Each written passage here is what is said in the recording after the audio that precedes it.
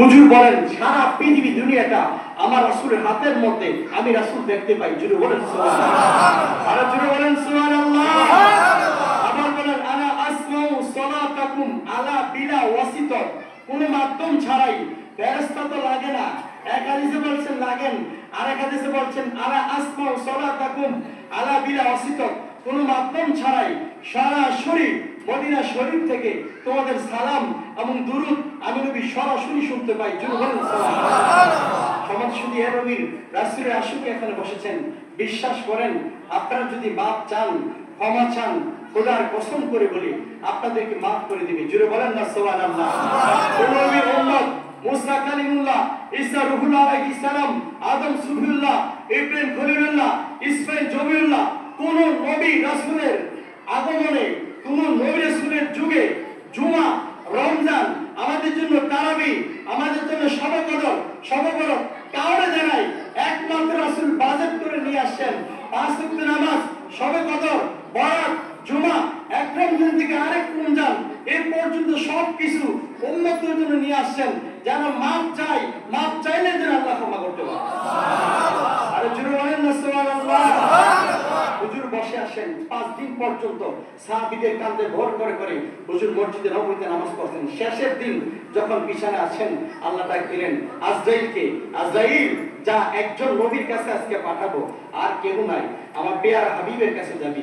কত মাসুক, কত মানুষ, কত নবী রাসূলের রূহ কবজ করেছে, কারো কাছ থেকে অনুমতি নেয় নাই, কারো কাছ থেকে নেয় নাই, খোদার কসম কারো কাছ থেকে নেয় নাই। হুজুরের কাছে যাবি, বলবি, অনুমতি নিবি, যদি রাসূল অনুমতি দেয় হুজুরের রূহ মোবারক কবজ করবি, যদি অনুমতি না দেয় আমার কাছে ফিরে আসবি। আর জোরে বলেন না সুবহানাল্লাহ। হুজুরের কাছে আসেন, আসার পরে সালাম দেওয়ার পরে, বিশাল ঘটনা বলবো না, সালাম দেওয়ার পরেই রাসূল বুঝছেন যে আজরাইল কেন আসে। বারবার জিজ্ঞেস করে যে আইনা জিব্রাইল, জিব্রাইল কোথায়? হুজুর বারবার জিজ্ঞেস করে আইনা জিব্রাইল, জিব্রাইল কোথায়? জিব্রাইল আকাশ থেকে সাথে সাথে হুজুরের সামনে এসে হাজির হয়ে গেছে। জিব্রাইল, তুমি কই ছিলা?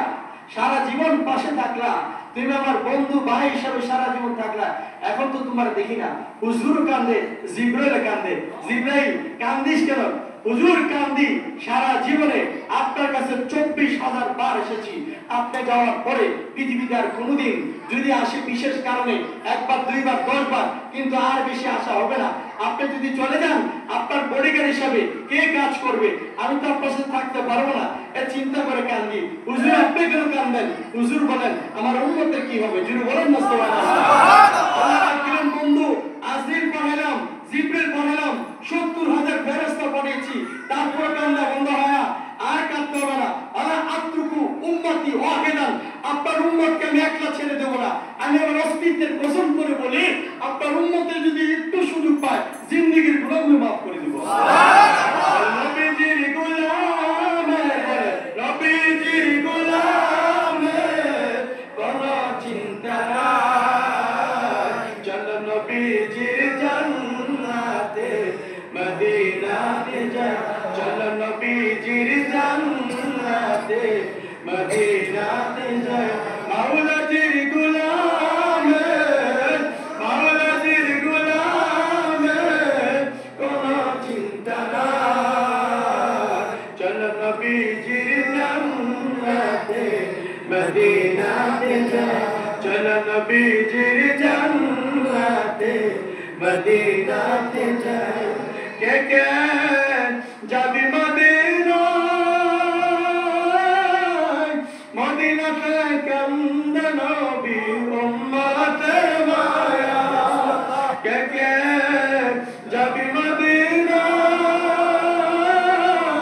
মদিনাতে কান্দে নবী উম্মতে মায়া। দিন রজনী কান্দেন তিনি, দিন রজনী কান্দেন তিনি, শুয়ে রাজা।